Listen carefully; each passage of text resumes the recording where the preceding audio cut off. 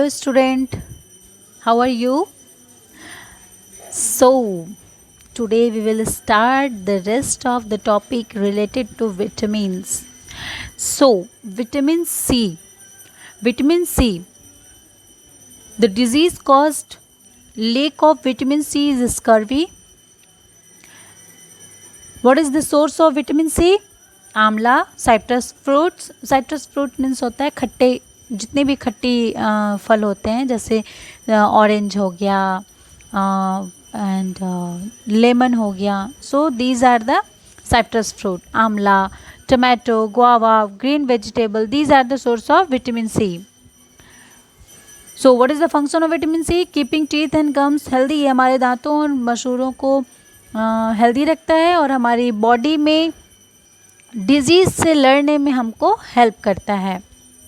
Vitamin D. Vitamin D की कमी से रिकेट्स यानी सूखा रोग होता है, जिसको हम sunlight, milk, egg, fish, liver oil, butter, fish, इससे रिकेट्स को दूर कर सकते हैं. Essential food for normal growth of bone and teeth. इसका फंक्शन क्या होता है कि ये हमारे जो बोन्स हैं और टीथ हैं उनके नॉर्मल ग्रोथ में हेल्प करता है. अगर इसकी कमी हो जाए तो हाथ पैर टेढ़ा, घुटने टेढ़े, हड्डियाँ टेढ़ी मेढ़ी, इस तरह से वो हमारे बॉडी में हो जाती हैं. Vitamin E, anaemia, nuts, vegetable oil, animal product, ये इसके सोर्सेज हैं. विटामिन ई की कमी से हमारे बॉडी में ब्लड की काफ़ी कमी हो जाती है, जिससे कि एनीमिया डिजीज़ होता है. एनीमिया जिससे हम लोग आयरन की कमी से भी बताते हैं कि आयरन की कमी से भी हमारे बॉडी में एनीमिया डिजीज़ होता है. ठीक है. विटामिन ई जो है वो हमारे बॉडी में डैमेज सेल को रिपेयर करने में और साथ ही साथ उसे डैमेज होने से प्रोटेक्ट करने में भी हेल्प करता है. विटामिन के, हीमोराइजिक डिजीज़.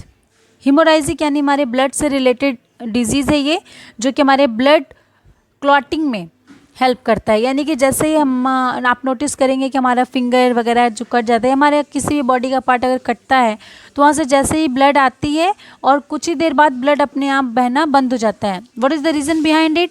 हमारे बॉडी में विटामिन के जो है वो प्रॉपर अमाउंट में है, जो कि प्रोथ्रोम्बिन फाइबर, जो फाइब्रिनोजन होता है, वो हमारे बॉडी में फाइबर से क्या करता है, एक गुच्छा बना देता है, यानी एक जाल की तरह, एक नेट की तरह, जिसकी वजह से ब्लड जो है वो बाहर की तरफ नहीं आता, जिसे हम लोग ब्लड क्लॉटिंग कहते हैं. ग्रीन लीफी वेजिटेबल इसके मेन सोर्सेज है और इसके फंक्शन है कि हमारे बॉडी में ब्लड के क्लॉटिंग में और कैल्शियम के लेवल को इंक्रीज करने में हेल्प करता है. Water. Water is also a nutrient in our body. So water is the most important component of food. It transport substance and nutrient inside our body. ये हमारे बॉडी में जो भी हम खाना खाते हैं, जो भी फूड लेते हैं, तो उससे जो न्यूट्रिएंट्स हमें मिलती है, वो इस न्यूट्रिएंट्स को क्या करते हैं कि one body to part to another body part तक ये उसे ट्रांसपोर्ट करने में हेल्प करते हैं. ये हमारे बॉडी के टेम्परेचर को रेगुलेट करते हैं, जिसकी वजह से जैसे बॉडी का टेम्परेचर रेगुलेट होता है, लो to high, high to low, तो इस तरीके से हमारे बॉडी में स्वेटिंग यानी पसीना होता है.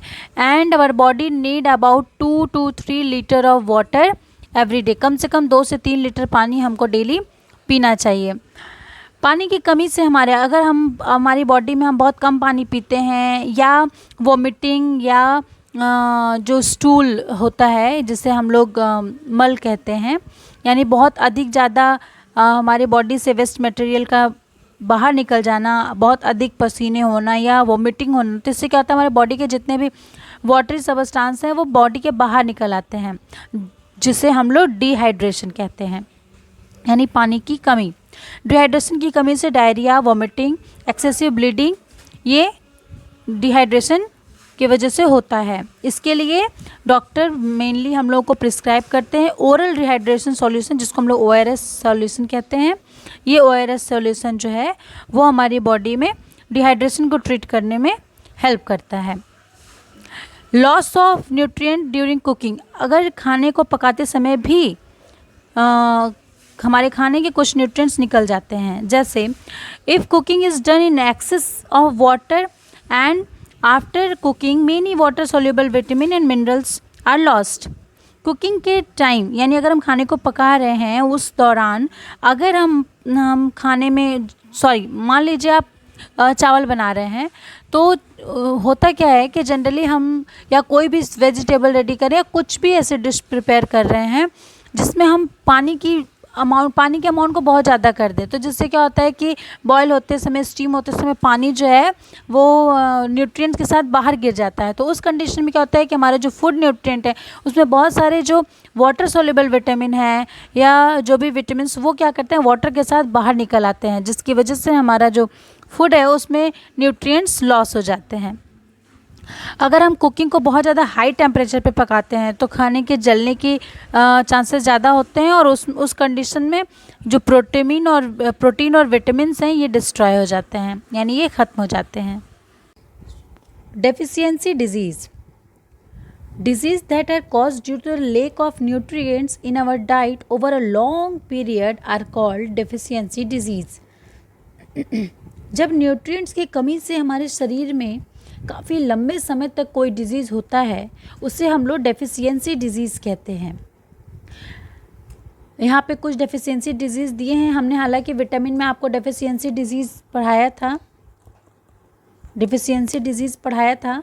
तो अब हम यहाँ पे आपको बताएंगे कि प्रोटीन डेफिशिएंसी डिजीज़ क्या होता है। यानी प्रोटीन, हालांकि ये भी एक न्यूट्रिएंट्स है, तो प्रोटीन की कमी से हमारी बॉडी में कौन से डिजीज़ हो सकते हैं। So protein deficiency disease is question. A very common protein deficiency disease in child is question. बच्चों में, हालांकि ये बच्चों में होता है इनके जन्म से, जब उन्हें प्रोटीन की बहुत ज़्यादा कमी हो जाती है तो उनकी बॉडी में क्वेश्चन एक डिजीज़ है ये ग्रो कर जाती है। इसके कुछ सिम्टम्स हमने आपको बताए हैं यहाँ पे कि क्वेश्चन डिजीज़ में क्या होता है, स्किन जो है वो बिल्कुल एकदम ड्राई हो जाता है, सूखा, और उस पर स्केल्स जैसे हो जाते हैं। हेयर बिकम रेडिश, बाल एकदम रेडिश या ब्राउन हो जाएंगे विदाउट, ऐसा लगता है ना बाल एकदम कड़े कड़े ब्राउन जिसमें न्यूट्रिएंट्स ना हो। बॉडी स्वेल अप, बॉडी एकदम फूल जाती है।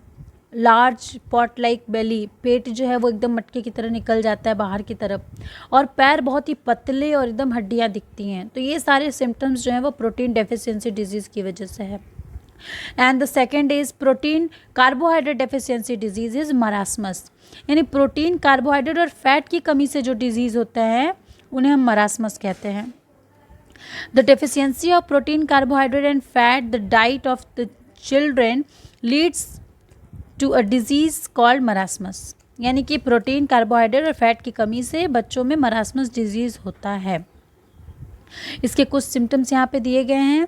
Body become very lean and thin. Lean का मतलब होता है बिना फैट के, और थिन मतलब पतला, यानी बॉडी एकदम पतली दुबली, यहाँ तक कि स्किन पे, सिर्फ स्किन पे हड्डियों के पूरे एकदम एक एक लाइन आपको दिखाई देगी। तो पूरी हड्डियाँ सिर्फ दिखती है, ऐसा लगता है कि हड्डियों पे सिर्फ स्किन लपेट दिया गया है, इस तरह की बॉडी बिल्कुल हो जाती है। And so weak that the child may not be able to move. और इतने पतले, इतनी कमज़ोर हो जाती है उनकी बॉडी कि बच्चे खुद से कहीं मूव भी नहीं कर पाते हैं। Skin become dry and wrinkled, शरीर एकदम बिल्कुल ही सूखा और ऐसे झुर्रियाँ पड़ जाएंगी बॉडी पे। अनएबल टू डाइजेस्ट, ये फूड को अच्छे से डाइजेस्ट नहीं कर पाते, इनकी बॉडी वर्क नहीं करती प्रॉपरली।